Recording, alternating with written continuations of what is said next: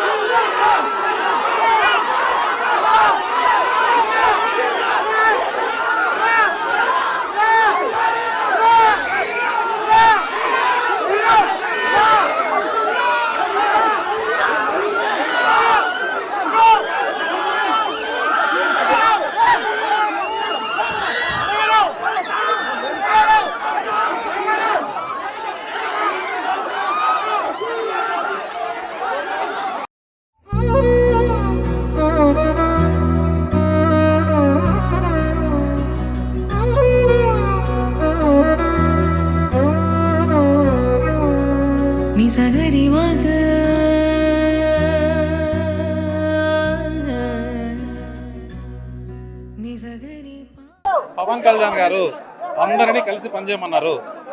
ఇంకేం చెప్పలేదు. లోపల అందరూ కలిసి పనిచేయమని చెప్పి చాలా అభ్యర్థించారు. చాలా రిక్వెస్ట్గా పాపం చెప్పారు. ఆయన మాటకి మేము విలువిచ్చి అందరం కలిసి పనిచేయాలని నిర్ణయించుకున్నాం. లేదండి, లేనే లేదు. ఆ మాటే చెప్పలేదు. అభ్యర్థిని మార్చే ప్రసక్తి లేదు. అవన్నీ ఏం లేదు. ఉన్నా కూడా ఇంకా అయిపోయిన టైం అయింది అన్నిటికీ. ఇంకా దగ్గరికి నామినేషన్ దగ్గర కూడా వచ్చేసాము. ఇంక ఇప్పుడు అభ్యర్థిని మార్చి అన్ని ఎక్కడ ఆ విషయం అయితే ప్రస్తావించలేదు.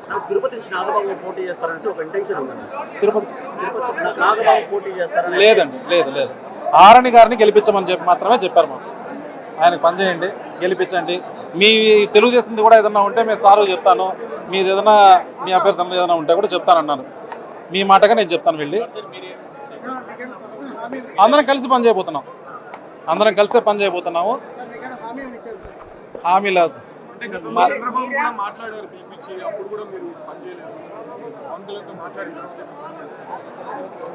సార్ చెప్పాక మేము పని చేస్తామని చెప్పాము. పని చేస్తామని చెప్పాము. ఈ ఒక్కరోజు ఈ ప్రచారం స్టార్ట్ అయింది. నాకు వేరే పనులుండి, నా ప్రైవేట్ పనులుండి నేను రాలేకపోయాను. రేపటి నుంచి అందరం పాల్గొంటున్నాం. Thank you. అందరూ కలిసి ప్రచారం చేస్తున్నాం. అందరం ముందుకెళ్తున్నాం. అభ్యర్థిని గెలిపిస్తాను.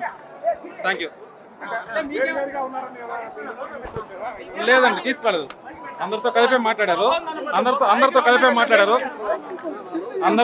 మాట్లాడారు. ఆయన మాటకి విలువిచ్చి మేమందరం కలిసి పనిచేస్తాం. Thank you.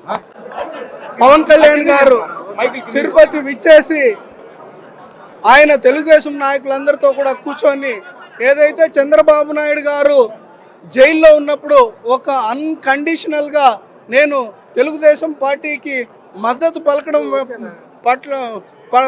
పట్ల నాకు అంటూ ఒక స్వార్థం ఏమీ లేదు. ఒక ఆంధ్ర రాష్ట్ర అభివృద్ధి, సంక్షేమం, ఈ జగన్మోహన్ రెడ్డిని ఈ రాష్ట్రంలో నుంచి రాజకీయంగా తరిమి కొట్టాలన్న ఉద్దేశంతో నేను ఒక అన్కండిషనల్గా ఇచ్చాను.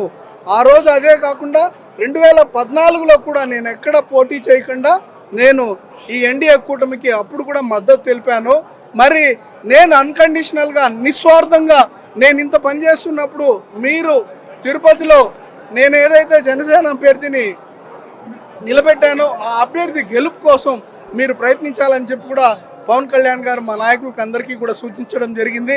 మేము ఒక్కటే, ఏదైతే పవన్ కళ్యాణ్ గారి మాటలు, ఓ పక్క చంద్రబాబు నాయుడు గారు ఏదైతే మాకు ఇచ్చిన ఇన్స్ట్రక్షన్స్ ప్రకారం కూడా మేము ఖచ్చితంగా తిరుపతిలో జనసేన తెలుగుదేశం బీజేపీ ఉమ్మడి అభ్యర్థిని ఖచ్చితంగా గెలిపించి ఈ తిరుపతిని ఉమ్మడి కూటమికి కానుక ఇస్తామని చెప్పి కూడా ఈ సందర్భంగా తెలియజేస్తున్నాం.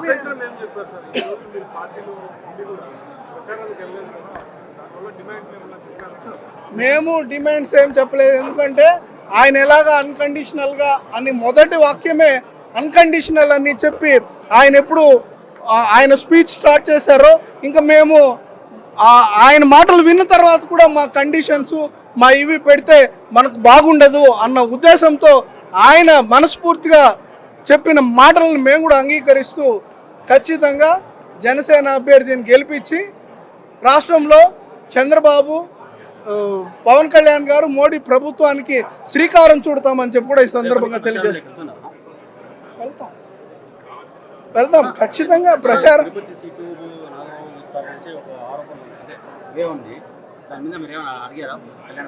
పవన్ కళ్యాణ్ గారిని అడిగాం, ఏం సార్ అదేదో మీరే ఇక్కడ నిలబడి ఉంటే మాకు చాలా బాగుండేది అన్నట్టు తెలుగుదేశం కేడర్ అంతా కూడా ఆయన అడగడం జరిగింది.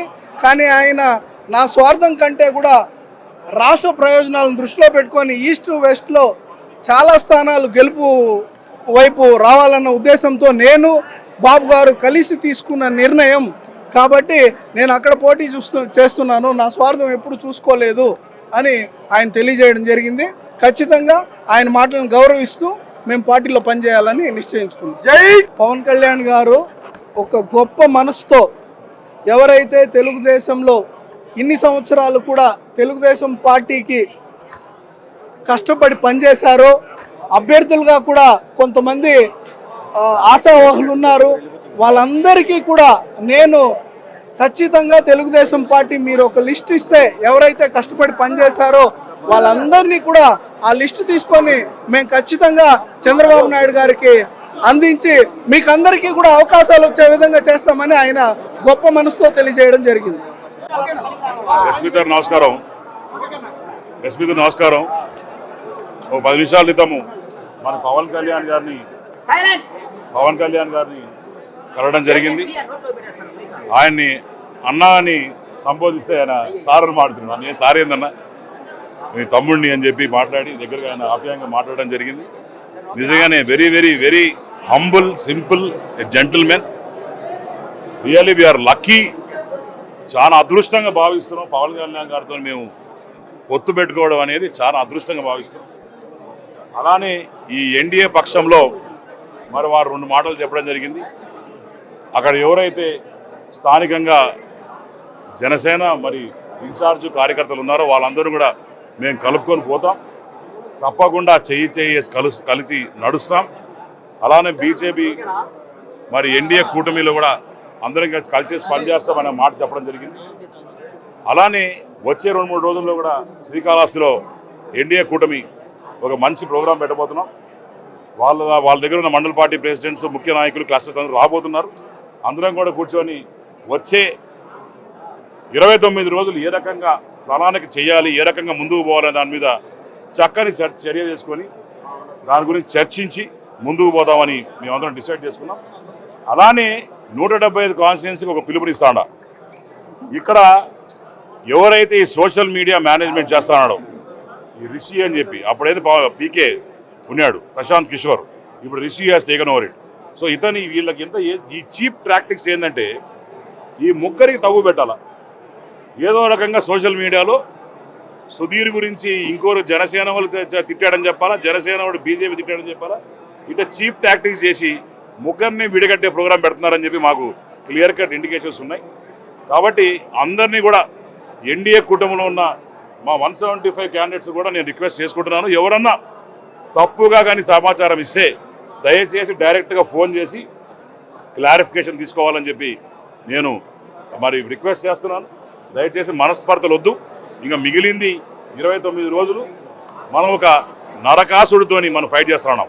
ఇతన్ని అంత వండించాలంటే మరి మనం ముగ్గురు ఏ రకంగా అయితే త్రిశూలం ఏ రకంగా ఉంటుందో ముగ్గురు కలిసి మరి ఆ నరకాసుడిని వధ చేస్తామని చెప్పి తెలియజేసుకుంటూ, అలానే మనకున్న ఇన్ఫర్మేషను 120 నుంచి 130 సీట్లు కూటమికి వస్తాయని చెప్పి మేము అంచనా వేస్తున్నాం. అలానే మీరు కూడా ఇంకా పెట్టెలు గిట్ట సర్దుకోండి, ఏడకి పోవాలో. ఎందుకంటే మేము వచ్చిన రోజు నుంచి మరి మిమ్మల్ని మడతపెట్టే కార్యక్రమం చేస్తాం. మీరు తిరిగిందంటే కక్కిస్తాం. ఏ రకంగా అయితే రౌడీజం చేసినారో అవన్నీ కూడా బయట పెట్టి మిమ్మల్ని లోపలేసే పనులు కూడా, చర్యలు కూడా ఆల్రెడీ తీసుకుంటా ఉన్నాం. ఇంతకుముందు జగన్మోహన్ రెడ్డి గారు చూస్తే చంద్రబాబు అనేటోడు, మోడీ అనేటోడు. ఇప్పుడు మోడీ గారు, చంద్రబాబు నాయుడు గారు అనుకొచ్చినారు. దేనికే? ప్రభుత్వం అది ఫామ్ అవుతుంది కాబట్టి వాళ్ళకి అర్థమైపోయింది మొత్తము, ఇంకా వీళ్ళు బ్యాకప్ అయిపోయిందని చెప్పి. So we are all ready.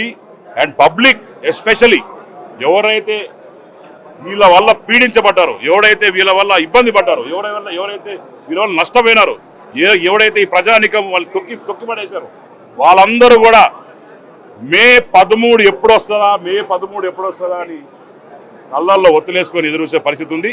మే 13 రోజు పెద్ద ఎత్తున మరి వచ్చి బూతుల కాడ మరి ఎన్డీఏ కూటమిని సపోర్ట్ చేస్తూ మరి బ్రహ్మాండంగా ఓట్ చేసి వాళ్ళు మమ్మల్ని గెలిపిస్తారు అని చెప్పి మాకంతా ఆశగా ఉండి confirmed we are going to win. తప్పకుండా ఇది ఓవర్ కాన్ఫిడెంట్ తీసుకోకుండా కష్టపడి పనిచేస్తాం. ఆఖరి రోజు వరకు మేము నెత్తురు బొట్టు పెట్టి పనిచేసి కష్టపడతామని చెప్పి తెలియజేస్తాం. Thank you.